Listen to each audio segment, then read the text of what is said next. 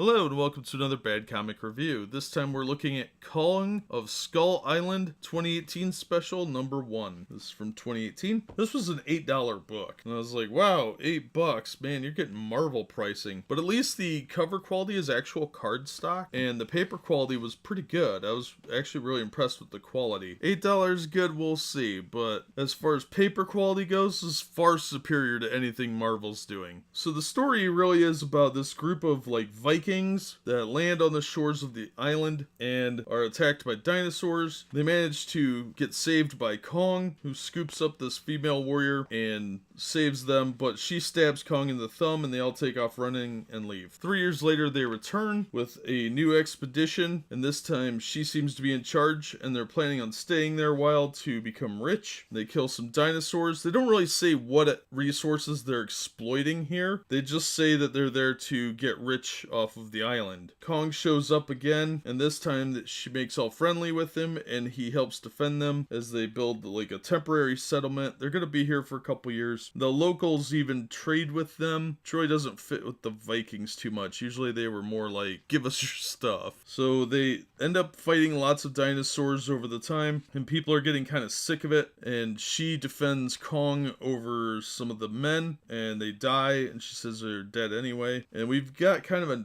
narration of one of the expedition members who's talking about this and why he feels kind of betrayed by the whole thing. Well, then of course the Norsemen turn on Kong and try and take him down and take some of his fur. They end up severely injuring him, and they leave her for dead on the island, and they leave. And it started out as this really kind of annoying girl power thing because she's the best warrior in the group and her leadership is the best, and they're doing it for her glory and the glory of her husband and all this. Well, I don't remember the guy being in there. Maybe he was part of the people that died in the first expedition, but it was just sort of like girl power, rah rah rah, and how she's using Kong's affection for her as like a weapon against everyone. But in the end, it really does turn on her, and there is actual character development when we see more of the men not putting up with it. My problem is it's historically inaccurate to no end. Overall, it was actually a pretty decent story. The first third or half kind of annoyed me. As it progressed, it definitely got better and better, and I thought that the story was overall pretty interesting and worth reading. Was it worth $8? No. This was more of a $3 story wrapped up in a special. The high-end paper and the fancy cover really were kind of wasted with a story that didn't really need to be $8. This should have been a $4 one-off, and I wouldn't have felt nearly as ripped off. Granted, it probably wouldn't have had as nice a paper and as nice of a cover, but I feel a little cheated because the story was significantly weaker than it could have been. The art was good. I'm not going to complain about that. It was decent art, especially for Boom Studios, so I'm pretty happy with the art, but the story could have been tightened up a little bit, and they could have done away with some of the girl power nonsense. Overall, it was an interesting read. Would I recommend it if you could find it cheap? Yes.